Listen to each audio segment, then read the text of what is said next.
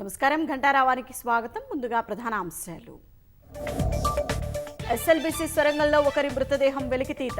గల్లంతైన వారి కోసం కేరళ జాగలాలతో గాలింపు చర్యలు.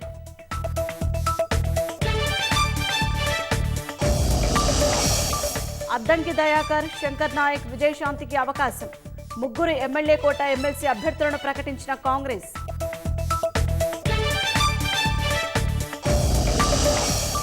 రైతులతో సమానంగా నేతన్నలకు అండగా ఉంటున్నామన్న సీఎం.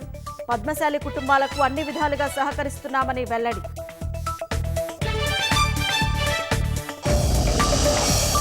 రాష్ట్రంలో చేనేత కార్మికులకు సర్కారు తీపి కబురు. లక్షలోపు రుణాల మాఫీకి అనుమతులు మంజూరు.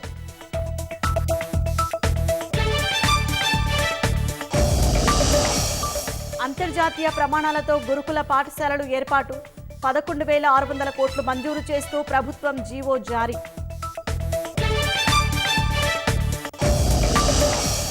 ముంబైలో నీళ్ల ట్యాంక్ శుభ్రం చేస్తుండగా విషాదం.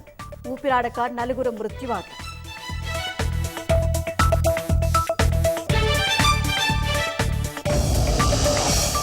ఢిల్లీ ఎయిమ్స్లో జగదీప్ ధన్ఖడ్కు ప్రధాని పరామర్శ. త్వరగా కోలుకోవాలంటూ నరేంద్ర మోదీ ఆకాంక్ష.